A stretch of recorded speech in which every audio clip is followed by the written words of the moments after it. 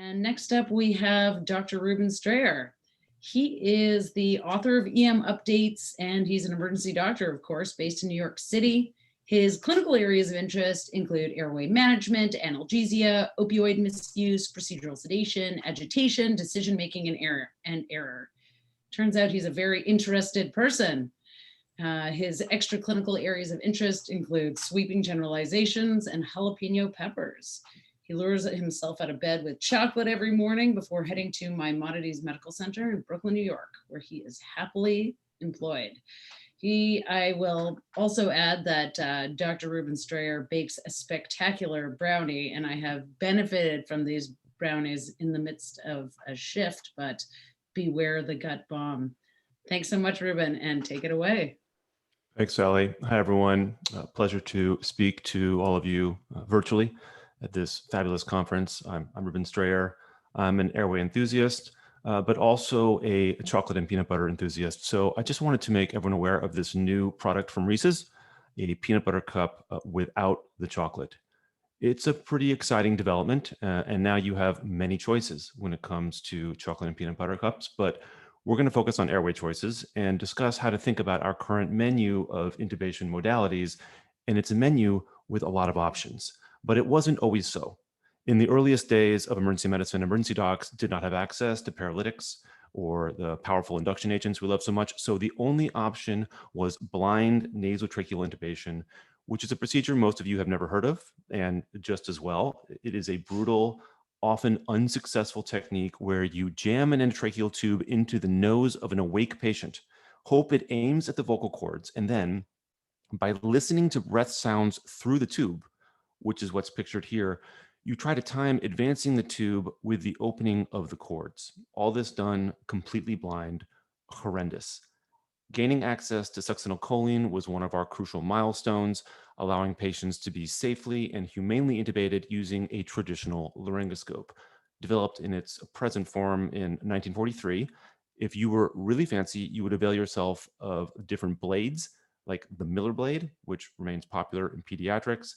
This is a McCoy blade, which has a hinged tip you control with that lever.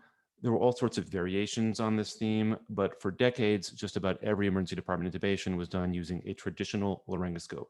We didn't call it a traditional laryngoscope, of course, because it was the only laryngoscope, and most of the time this went well, but often enough, not, because lots of patients have difficult airway anatomy. So a variety of alternatives were developed, including retrograde intubation, where you introduce a wire through the cricothyroid membrane and retrieve that wire through the mouth, then use it to guide the tube through the cords. And then there was the trach light, which is basically a lightsaber that you use as a stylet. You blindly insert it and just keep horsing around until the light gets really bright, which suggests you're in the trachea, and then you can advance the tube. I was halfway through my residency in 2005 when the air track was introduced. Instead of trying to push the tongue out of the way, this rather genius device allows you to see around the curve of the tongue using a series of mirrors and prisms, which seemed like magic, even if it was a little awkward to use. Meanwhile, upstairs, anesthesiologists used expensive, fragile fiber optic bronchoscopes to manage their difficult airways with a topicalized awake technique, which is very safe because the patient is completely awake. But the problem with topicalized awake for emergency medicine is that it requires time and patient cooperation and a skill set that is not well taught, and equipment like atomizers and concentrated lidocaine that isn't always available. Although the piece of equipment that has been hardest to make available downstairs, the flexible endoscope, is rapidly becoming more available, and I'll come back to that in a minute. The GlideScope was invented in 2001, but became popular over the course of that decade, and this device changed everything. But it also confused everything because it simultaneously introduced two distinct technologies: videolaryngoscopy, which is putting a camera at the end of the blade, and hyperangulated geometry, which is a very steeply curved blade. And it took us a decade to understand this, and many still don't understand. But I hope by the end of this talk, all of you will understand. These two technologies are radically different in their importance. Video laryngoscopy is an indisputably transformative advance that has changed everything. But hyperangulated geometry is a comparatively marginal advance and is in fact a trade-off compared to the alternative, the standard geometry blade. But because these two technologies were introduced simultaneously in the same revolutionary device, it has caused a lot of confusion. Let's try to untangle it. Direct laryngoscopy is using a laryngoscope to clear out a path in between your eye and the patient's glottis so that you can see the glottis with your own eyes. Video laryngoscopy is using a blade with a camera at the end of it to project an image of the glottis onto a video screen so that you see the glottis not with your eyes, but on the screen. Traditional laryngoscopy is what we were all doing before video using the 1943 laryngoscope. You often hear this referred to as direct laryngoscopy, but that's imprecise and confusing because, as I will emphasize, you can do direct laryngoscopy with a video device that has a standard geometry blade. A standard geometry blade, like a Macintosh or Miller, is designed to move the tongue out of the way so you can perform direct laryngoscopy and see the glottis with your own eyes. In addition to performing DL with a standard geometry blade, you can also put a camera at the end of a standard geometry blade and project the glottis onto a video screen. Hyperangulated blades have a much sharper curve and are designed to get the camera at the end of the blade around the tongue to project the glottis onto a video screen. You cannot do direct with a hyperangulated blade because they don't move the tongue out of the way. They get around the tongue. So with SGVL, you can do direct or video. With HAVL, you can only do video. And of course, with traditional laryngoscopy, you can only do direct. The most popular video laryngoscope manufacturers produce standard and hyperangulated blades. Here you can see the GlideScope offerings and likewise with the CMAX system. So avoid the terms VL and DL when you're talking about an airway modality because those terms don't tell enough of the story. And certainly don't use a brand name like GlideScope or CMAC when what you mean is a blade type because that's incorrect. And one last time, if you're using a traditional 1943 laryngoscope, you're looking in the mouth. With a hyperangulated blade, you're looking at the screen. And with standard geometry video blade, you can look in the mouth or at the screen. Okay, so with all that background, we can move on to talk about some airway choices. Ever since the advent of video laryngoscopy, there has been a raging VL versus DL debate, which is a debate I think is finally going away because it only makes sense if you mean traditional laryngoscopy versus hyperangulated. To compare traditional and standard geometry video makes no sense because an SGVL blade can be used as a traditional blade or a video blade. SGVL obviously beats traditional. If you don't have standard geometry video, if you have to choose between hyperangulated video and traditional laryngoscopy, that's a valuable comparison. But this question is also becoming less relevant because more of us are using video systems that allow you to swap a standard geometry blade and a hyperangulated blade on the fly. Most modern video systems do both. So now that we are all using these hot swappable devices, DL versus VL has become a silly debate. The debate in 2021 is which video blade to reach for first. And the corollary to this development is when you have access to standard geometry video blades, which hopefully all of you do, there is no reason to ever pick up a traditional laryngoscope. The only reason to stock them is in case your video system breaks. Not everyone is going to like this statement, but the impulse and desire to use a traditional laryngoscope in 2021 is just bravado. There is a pervasive sentiment that using video is cheating, that real emergency docs intubate with traditional laryngoscopes. But this is misguided and dangerous, and in a training environment is probably reckless, as it is very difficult to assist a learner who is using a traditional laryngoscope because you have no idea what they're seeing. And half the time, the learner also has no idea what they're seeing.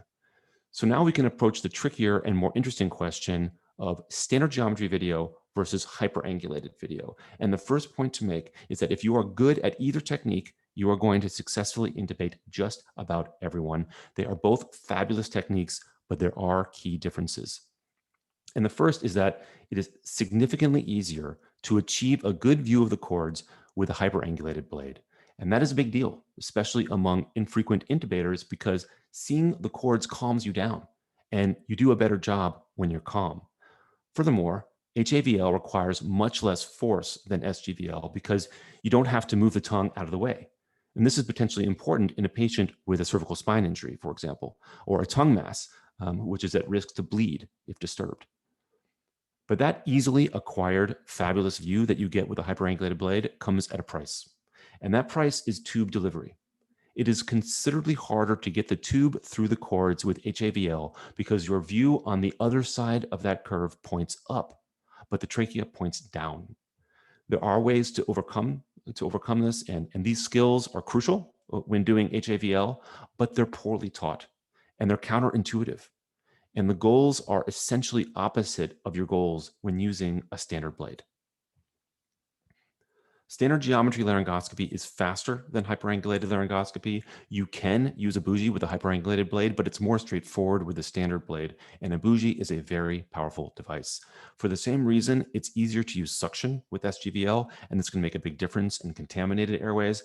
And standard geometry laryngoscopy uses the same skill set as DL, which has important implications for training.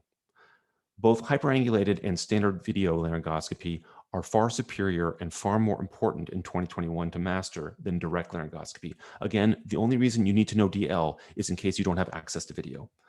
And the way to get good at DL is to learn video first, specifically standard geometry video. You should not be attempting DL until you are very comfortable with VL, because VL is how you learn the anatomy, which you can barely see with DL. And VL is how you learn laryngoscopy technique, because you're attending barking, "What do you see now? What do you see now? What do you see now?" While you're trying to figure out what the hell you're looking at is not a recipe for success. The skills you hone learning SGVL work with your intuition and apply to direct laryngoscopy, much less so with hyperangulated. And once you get good at standard, you can pretty easily learn HAVL, but the reverse is not true. Therefore, the right way to learn laryngoscopy is to get comfortable with standard geometry video, then acquire the separate skill of hyperangulated video, and then start practicing direct with your standard geometry blade. And now the market for airway equipment and everything else is single-use disposable. And prices are coming down. Many departments now have a video laryngoscope with hot swappable single-use blades in a variety of shapes and sizes, which is quite a powerful tool. And now we have second-generation intubating supraglottic devices that are easier to place and designed to transmit an endotracheal tube. And most recently, we have seen the rise of the single-use flexible endoscope. This is a game changer for emergency medicine because it is impossible for many departments, especially departments with trainees who are barbarians, to maintain and keep sterile a traditional fiber optic bronchoscope. But these barriers disappear with a disposable flexible endoscope. And like the other innovations we've discussed, these are very powerful devices that greatly expand our capabilities. These new tools can work together in extremely powerful ways, and we haven't properly updated our airway strategy to take advantage of this. Here's an example of a strategy that does. It's posted at emupdates.com/choices with a detailed explanation, which we don't have time to discuss today, but I'm going to close by hitting a couple highlights. The first step is to decide whether to paralyze or keep the patient breathing. Most of the time, you're going to paralyze, but ask the question. Know the predictors of anatomic difficulty and know when a breathing technique is more likely to be the right choice. If you decide on RSI, which you will most of the time, do not rush, slow down, think, prepare. A checklist is a good idea. And the most flexible, powerful, foundational, scalable airway modality is standard geometry video in conjunction with a bougie. If you get good at this technique, you will almost never or never encounter an airway that you cannot intubate. If you do not achieve an intubatable view after performing these optimization maneuvers, you should place an LMA and establish ventilation. That's plan B for breathing, which will be successful nearly every time. On the rare occasion that it isn't, you're now in can't intubate, can't ventilate, and the next step is plan C, cricothyrotomy. If ventilation is reestablished with an intubating laryngeal mask and you have immediate access to a flexible endoscope, you can employ either of two tremendous techniques that seem advanced, but are actually quite easy and are very likely to lead to success. Flex endo-laryngeal mask intubation is a beautiful procedure that allows you to ventilate during intubation if you use a swivel valve. You place the LMA, then load an endotracheal tube partly into the LMA, then put your endoscope down that tube, which will deposit the tip of the endoscope right above the vocal cords, which usually are very easy to navigate through after which you just advance the tube over the endoscope and you're done. Or once you've reestablished ventilation with your laryngeal mask, you can switch to hyperangulated video, which when combined with flexible endoscopy, a two-person technique, is an outrageously effective strategy to intubate anatomically difficult airways. In this technique, ideally, the assistant is ready with a flexible endoscope at bedside. You can see here, I'm helping the operator achieve a view by performing external laryngeal manipulation, but not helping well enough. There's still no view. So the VL operator holds their best view and take a step to the left as the endoscopist slides in to the right, loads the endotracheal tube onto the scope, and first using the VL screen, and then if necessary, the endoscope screen, navigates to and through the vocal cords. This is like using the endoscope as a super bougie, and in fact has been called the smart bougie technique, and it takes advantage of the primary strength of hyperangulated laryngoscopy, which is achieving a view of the glottis while minimizing its primary weakness, which is difficult tube delivery. Extremely powerful, effective technique, and not hard to do. So in summary, emergency airway techniques have evolved rapidly over the past decade, and our teaching and strategizing has not kept up. Take a critical look at the devices you stock in your department, what you should stock in your department, and how you can best take advantage of many choices to improve airway outcomes. Thanks everyone for your attention. Wow, Reuben Strayer, that was exceptional.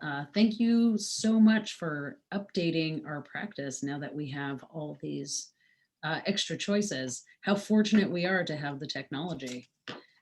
It's just up to us to A, use it, and B, teach our learners how to use it and how to use it in the right way. Would you say that's probably the thing that's lagging? We're getting there.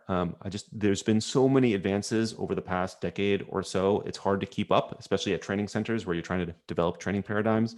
But I'm hoping that this will stimulate people to look critically at what they have, what they need, and what they should do with it. Thank you so much. I really, really appreciate it. And I know that the 700 plus people out there feel the same way.